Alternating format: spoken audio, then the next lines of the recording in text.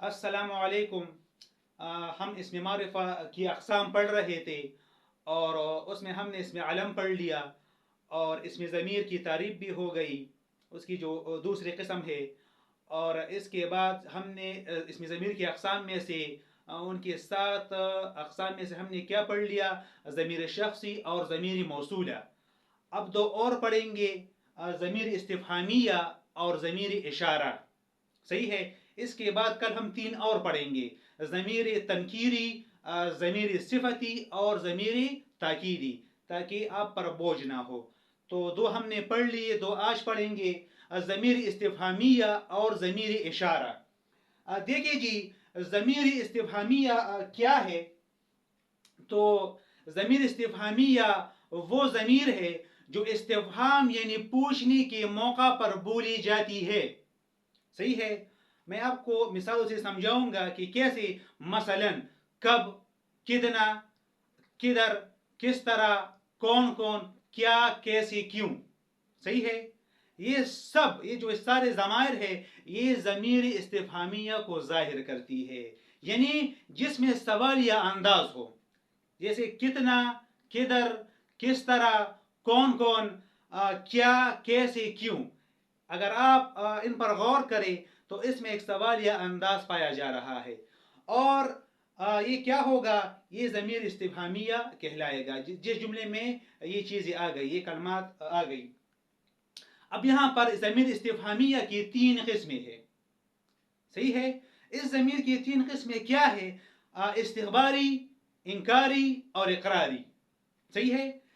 دیکھیں جی، استخباری جو بالکل نام سے واضح ہے، جس میں خبر پائی جاتی ہے، یعنی اس قسم میں خبر پائی جاتی ہے، جیسے کمرے میں کون آیا، تو ایک سوالیہ انداز ہے، کون، یہ ضمیر استفہامیہ ہے۔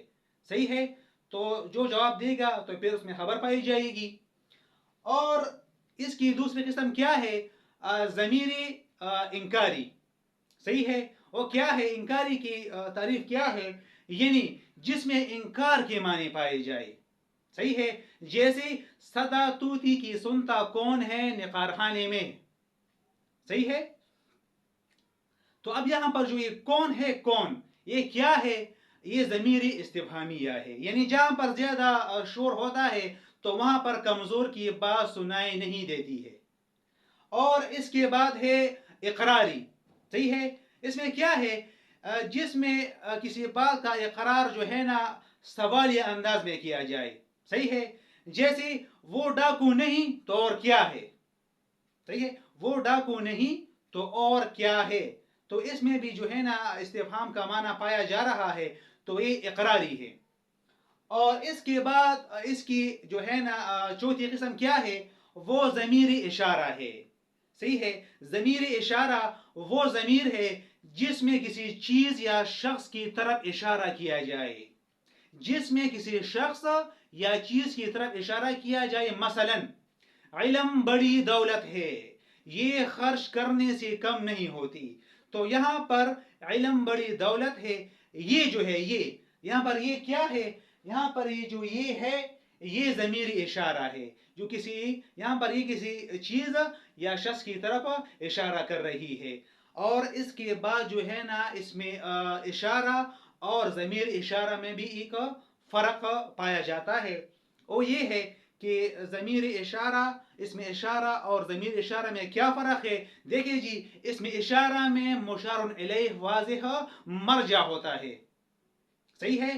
مشار الیہ جس کی طرف اشارہ کیا جائے، جیسے میں کہوں یہ کمرہ، تو یہ کیا ہے؟ اس میں اشارہ ہے، اور جس کی طرف ہم اشارہ کر رہے ہیں یعنی کمرہ، تو وہ مشار الیہ ہے۔ صحیح ہے۔ تو اس میں اشارہ میں مشار الیہ واضح مرجع ہوتا ہے، جبکہ ضمیر اشارہ میں مشار الیہ مرجع نہیں ہوتا۔ صحیح ہے۔ آپ یہ بات بالکل ذہن نشین کر لیں۔ اور اس کے بعد ضمیر اشارہ کے جو الفاظ ہے وہ کیا ہے؟ وہ یہ ہے اس اور وہ۔ صحیح ہے۔ اور اس کے بعد اس کو، اس کی، اس کے، ان کو، ان کی وغیرہ۔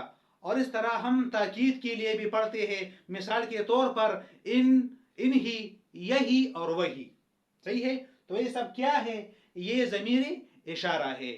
تو مجھے امید ہے کہ آپ کو ضمیر استفہامیہ اور ضمیر اشارہ کا جو یہ لیکچر ہے وہ سمجھ میں آیا ہوا ہوگا. اور کل ہم اس کے 3 اقسام اور پڑھیں گے: ضمیر تنکیری، ضمیر صفتی اور ضمیر تاکیدی.